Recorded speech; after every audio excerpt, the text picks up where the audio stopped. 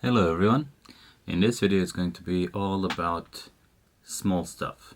Well, as you can see or cannot see, it's a tiny little fly, and let me just show you. The overall length of the hook is some 6.5 millimeters, which makes the fly less than 5 millimeters long. I'm not sure about the model of the hook. I know it's TMCO. It came to me as a gift, so it didn't have original package. So for now it has this package, which is obviously not the case that this model is more curved. But regardless, we're tying some small stuff, and I'm gonna show you what I think it's important for successfully tying of these things. So first things first, you need small hook obviously, and this one is probably size 20, maybe even 22, not sure. Then you have very thin thread, preferably strong, and my choice right now is Semperfli Nano Silk 18-0 in yellow color. I chose yellow because I'm using silk for body, and sometimes when fly is wet, if the layer over the thread is too thin, the under layer can show out through the silk. So I don't want to change the color of the silk. That's why I'm using lighter color of the thread. So 18-0 or 30 denier. Great thing is that these guys are making even thinner thread than this one. I haven't tried it yet, unfortunately. So that's the thread. Now for the body, I already said I'm using 2 strands of silk. So one is darker, one is lighter. Both are silk, as I say. So I'm gonna weave those two and create a nice 2-colored body that I will show you here. Now for the wing case cover, which is dark, I chose to use Starling, one of those shiny feathers from the neck. One of the reasons why I chose it, it's just that shine that it has. It's very pretty. I forgot to mention the tail. It's Coq de Lion. This is the lower part of the feather, which I prefer to use for nymphs because it's not good to support a dry fly that much, but it's perfect for nymphs. And for thorax, I'm going to use my squirrel dubbing mix that I already packed here in one of my old dubbing boxes. So without any further ado, let's get into tying. So as I was saying, this is the hook that I'm not quite sure which model it is, but I know it's TMCO because I got it with some 32s that are discontinued. And this one is obviously nymph hook because the hook is heavier. So that's one of the reasons why I'm tying nymph on it, obviously. But you can also choose to tie something dry on it, like it's not that heavy. First things first, I want to put a layer of thread over the hook, and also I want to make it flat so the thread doesn't create too much bulk.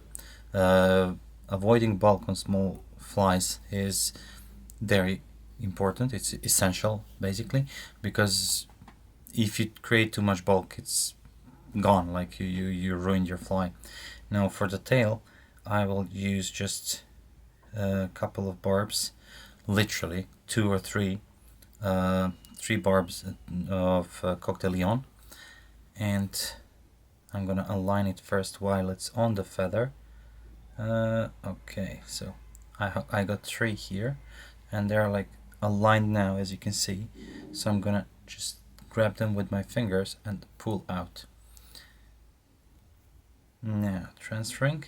When I first started into tying those flies, one of the most difficult things was how to put the tail on it and then keep it in place, and that was very difficult. I mean, our fingers are quite large compared to the size of the hook, especially if you go down. So what you can do, 2 things.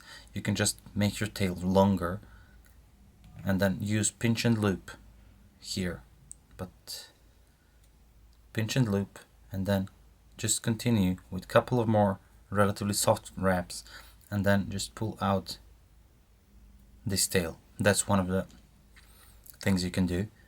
The other approach that I recently started to do is, again, you can do the the pinch, the you can leave the tail a bit longer. I need to realign it again. Okay, so you need to put your tail the length you want, like so, for example, and then grab it with your fingers over here without moving anything here. So you use your hook and your fingers, you lean it on the hook and don't move anything there, so you keep the length of the tail. Now spin the bobbin counterclockwise, so when you lift up and release the pressure of the thread jumps into your fingers. Then without any tension, as you can see here, I'm making a wrap around the hook and then another one. Now I will pull upwards and the tail is here, as you can see, and it's barely visible, but it's there. Now I will just go to my thorax point where I want to place my thorax, and I'll cut everything here.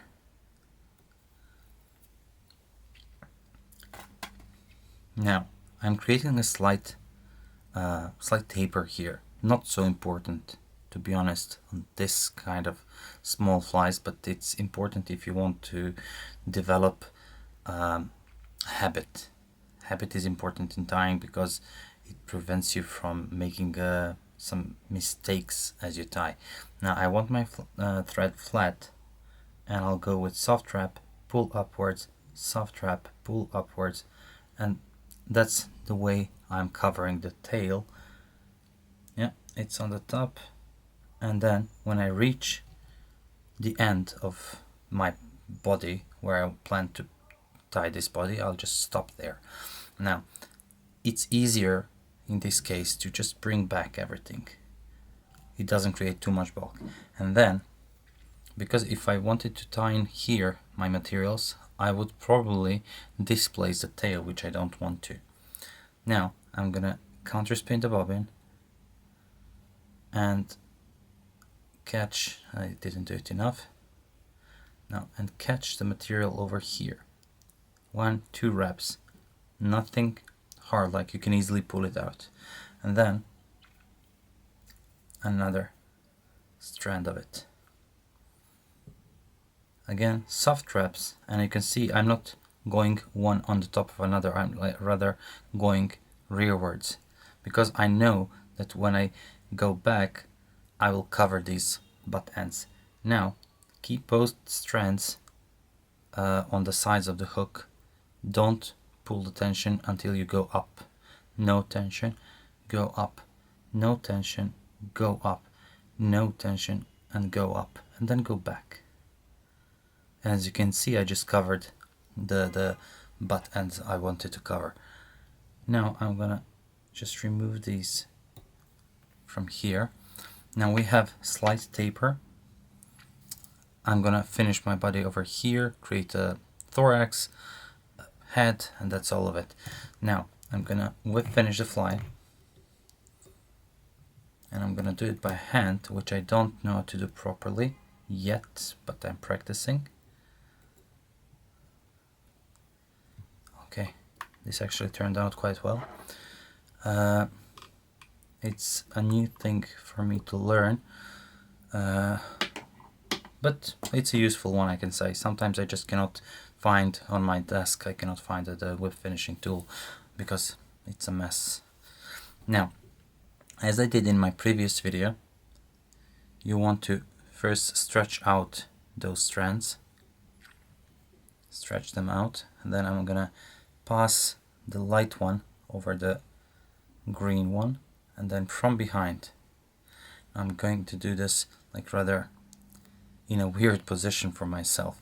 One thing to mention here is that if you have any broken skin, it can ruin the silk or any sensitive material for that matter. So keep your hands in a good shape if you want to tie some sensitive flies. So I'm going backwards, as you can see, and I'm pulling sideways and backwards at the same time. That's it. Same knot again. The light one goes over the green one from behind, creating an overhand knot, and then as you tighten it down, you just want to push the green out as so. So keep the green up, keep the yellow one down. Again, the same motion. It's weird angle for me, I hope you can see better than I do. So rearwards to put those knots together tightly, and then sideways pull it nice and tight. What does help is if you moisten your fingers and you pull moist fingers around those strands, it will keep those fibers more or less together, which will help you tie more neat fly. It will actually reinforce silk a little bit, not too much. So good hands, good skin is very, very important here, which currently I honestly don't have. It's dry air outside, so I have a lot of broken skin on my hands. Okay, this is a little bit tricky to do like this. Yeah, it's okay. I'm holding until I just tighten everything a little bit up. Now it's not tight, as you can see, but when I put my hands in position, then I can just make it tight. And as you can see, I started weaving the body here. And for now, I'm just gonna change an angle a little bit and repeat the process. What is also important to know is that as you form this knot or hand knot and those loops, keep everything as loose as possible, because if you pull something tight, you can soften this knot here. It will just make it not as tight as it was. And if you don't have tight knots, the body will just spin around the hook shank. Okay, this is it. Now it's time for me just to fast forward this. I think it's going to be useful so you guys don't get bored with weaving.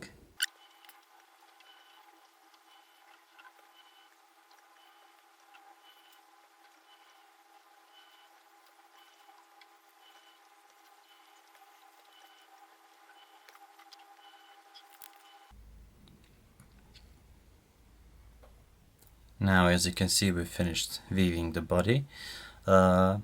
It's done into color tone, and now it's time to finish the body to secure it well.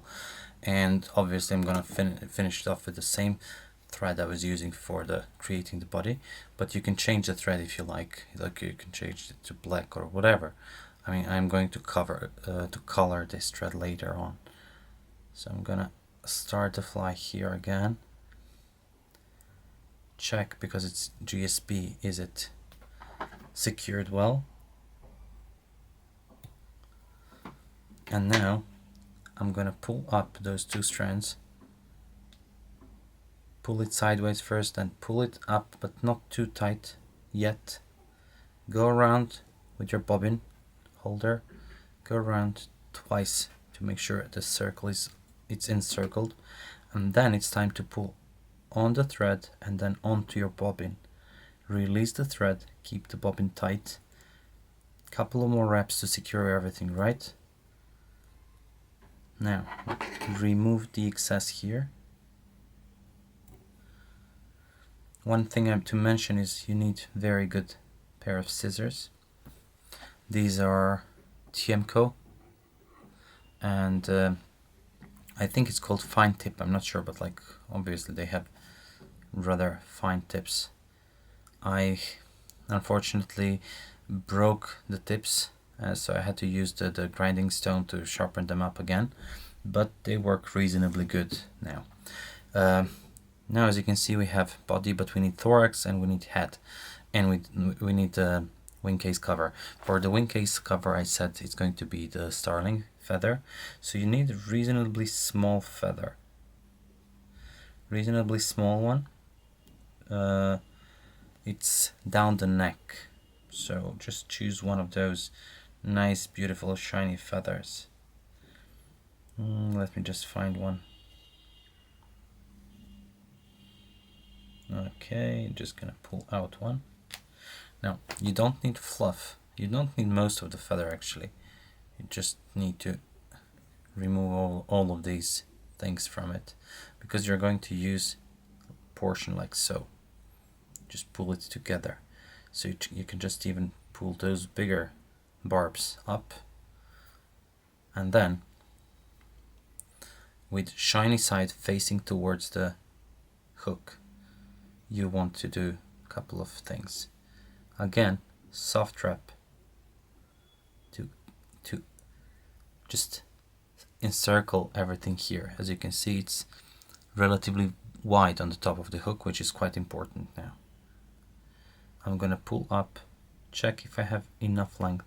I do, but I need to go a little bit further back with my thread to create a nice thorax here. I want to go a little bit more back, but I need more feather here. So everything you do is smaller than you probably usually do. So just make sure that everything is right. This looks pretty good to me. And look at the shape of it. It's white at the back. It's getting smaller towards the front, which is exactly what I need it to be to make smaller head here. Now I don't need this part here. As you can see, there is enough room for everything. And now let's take some squirrel dubbing that I made before. And obviously for this you need like super small amount. So what I'm going to do, I'm gonna dub super thin noodle, as you can see around here. Super thin noodle that's going to cover thorax area, and you can do it in segments. So go a little bit over and then go to the front.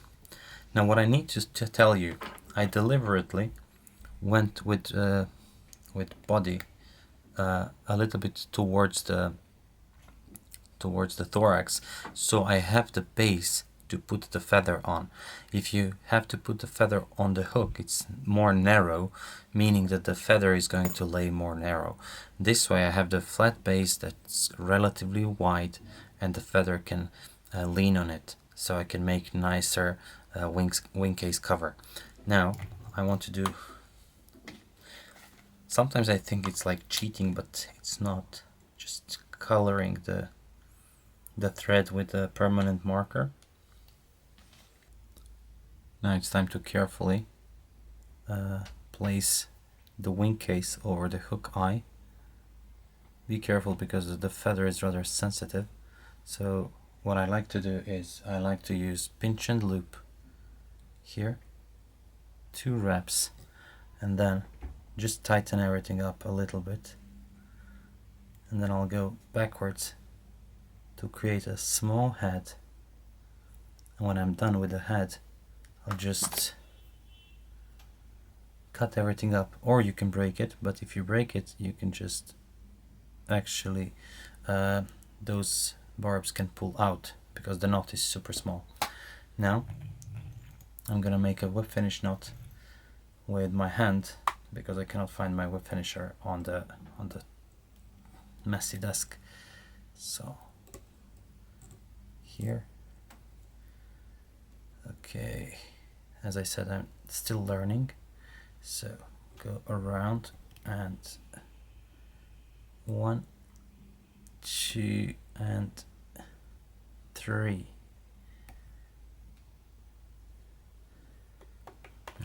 Pull, tighten everything to the back, and that's it. Now, what do you think about this fly? Would it be useful for you, or is it just pain to tie? Well, I think both. It is pain to tie if you're not used to tying small flies, but it's actually quite satisfying because it's almost like a meditation for me, I have to admit. But it's also amazing tool for fishing. Is it necessary? Absolutely not. Absolutely not, because you can just wrap anything like in green and with black, or you can just drop UV glue on the top of it here and imitate wing case if you wanted, like, and it will catch your fish. But I personally like to fish my I like to fish pretty flies, and I like to really like to tie them. So I hope that some of you guys are the same, and because I would like to offer the fish the best of me, and because the fish is definitely giving us the best of them. Not my quote, it's something that I've heard from a friend, and it's more or less paraphrasing here. Now, obviously, when you finish the fly, it's time to fish the fly. As with all small flies, you need to use Tintipit, and some of you who do not mind, I should use it with a dropper, so under a bigger dry fly, well, not so big, or below the indicator. My preferred method to fish these flies is almost 100% sight fishing. I just enjoy seeing the fish, observing how it behaves, and then placing the nymph, such as this one. So I mostly use this on kind of chalk streams or some flat places like tailwaters where the surface is flat, so I can obviously see the fish and its behavior. And I just cast this fly enough upstream so I can allow it to sink downstream, like to the fish, and then you just see the movement on the fish. Where if you think your fly is near the fish, any movement of the fish that's suspicious a little bit should be you should set a hook, like, but softly. You don't set the hook like crazy with these small flies. You just literally tighten the connection between you and hopefully the fish. So guys, thank you very much. I hope these tips will help you in tying those small flies, maybe even fishing those. Tell me what you think, please, and see you next week.